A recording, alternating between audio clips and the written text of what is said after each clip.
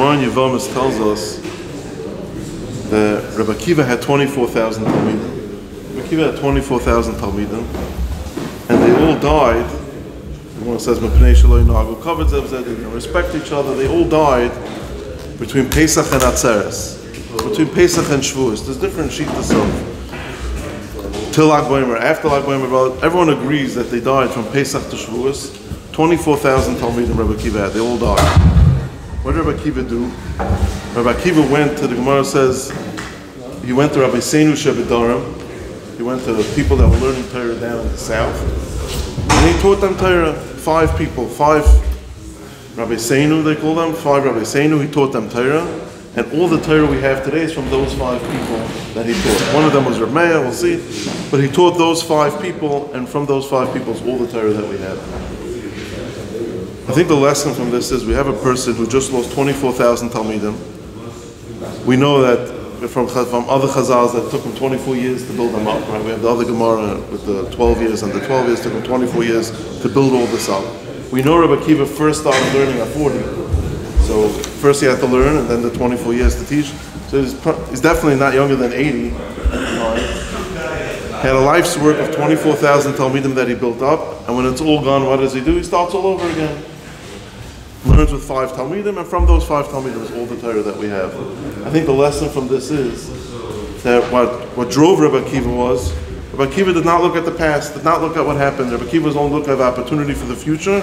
He went and he took those 5 Talmidim, and he taught them, and that's all the Torah we have. All the Torah we have is from a person that said, the Gemara says, the Gemara over there in Yevamos calls it, after the Talmidim died, the Gemara calls it, V'haya olam shamein. The world was desolate. If there was no Torah, the Gemara is calling it that the world was desolate. The world was desolate. Rabbi Akiva didn't look at the past. Rabbi Akiva looked at the future. All the Torah we have today is from someone who didn't look at the past, looked at the future, and said whatever happened, happened, and is willing to start life all over again, whatever age he was. After all the accomplishments he had, started life all over again. There's a Gemara in Chagiga, the Gemara tells about a Talmud of Rabbi Meir. Rabbi Akiva started if he had a whole... Rabbi Akiva's whole life, Rabbi Akiva started at 40. Rabbi Akiva's whole life is not looking at the past. Rabbi Akiva starts at 40 years old. 40 years old. He sits on the thing, the Chazal tell us that he was sitting by a river. He's sitting by a river, he sees water dripping on a rock, and he says if the water could pierce the rock, so too could the divrei pierce my heart. Right? What's a rock? A rock is the pinnacle of solid, of something that's solid, right? That's what a rock is. A rock is, whenever we say diamond, the Evan is the most diamond, right? The most solid thing, he sees that the most solid thing could change. 40 always represents, when you want to create something, establish something, takes 40 years. That's the thing, until he's 40 years old.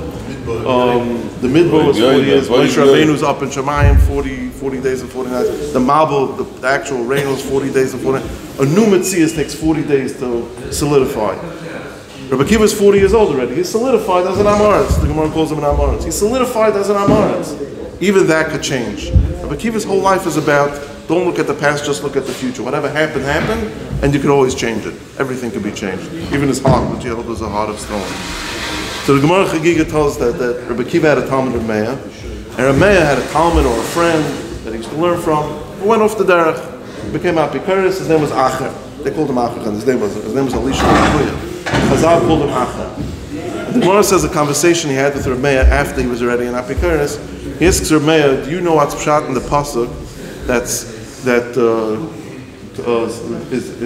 compares Torah to Kli Chazav and to Kli Zchukos? The gold kalim and gold kalim.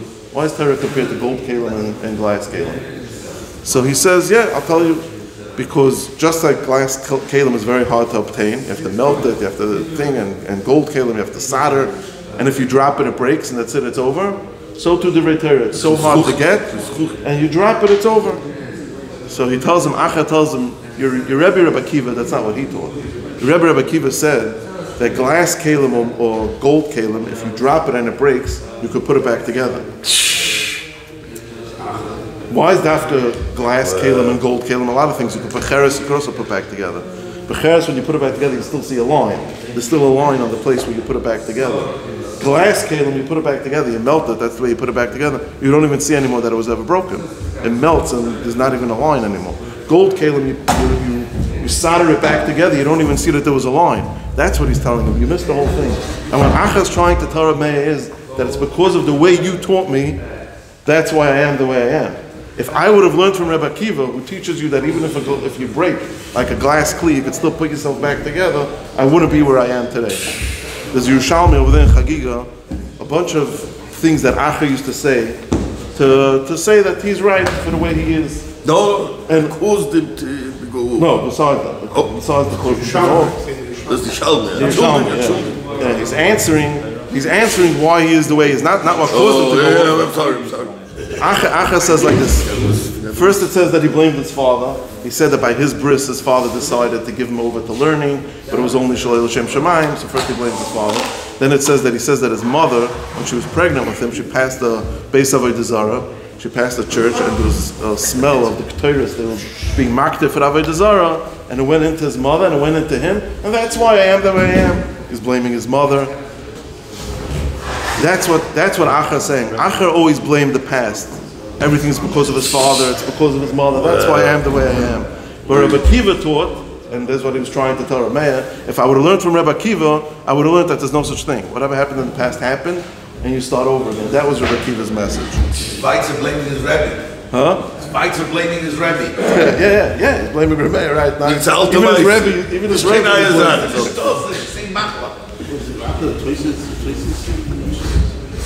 No one.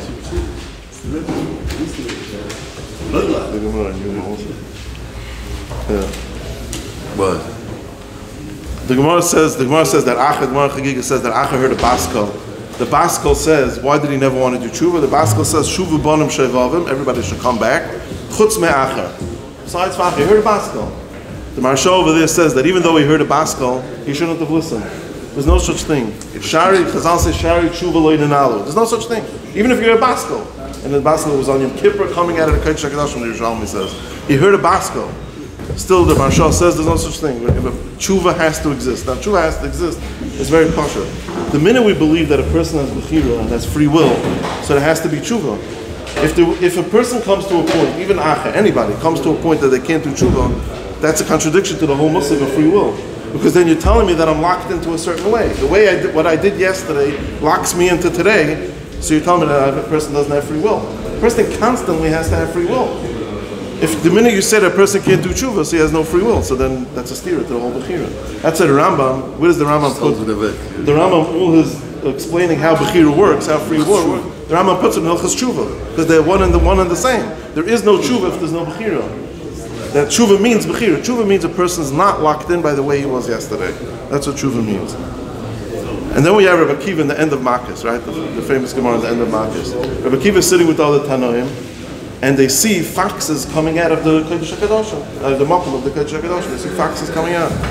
So the Tanoim start crying. Fox coming out, and it says this psukim that there's going to be foxes coming out. See in Soda Techoresh, it's going to turn into a field. Foxes coming out. And Rebbe Akiva starts laughing. Yes, well, what are you laughing about? There's foxes coming out of Kodesh HaKadosh, and you're laughing. He says, well, if I see this pasuk happen, see in Soda Techoresh, there's another pasuk. Oid Yeshu's Kain was Kainis, Yerushalayim, that there's eventually going to be people going to come back to Yerushalayim. So if I see this pasuk is happening, the other pasuk of Oid Yeshu's Kain was Kainis, the Nechama is going to happen. So he's laughing again. Rebbe Akiva is not getting locked in to what happened, to the way it is now. The way it is now, what we see, foxes coming out of the Kodesh. It's terrible. Rebbe Akiva says, okay, that's what happened till now, but look, there's a bright future. That was Rebbe Akiva.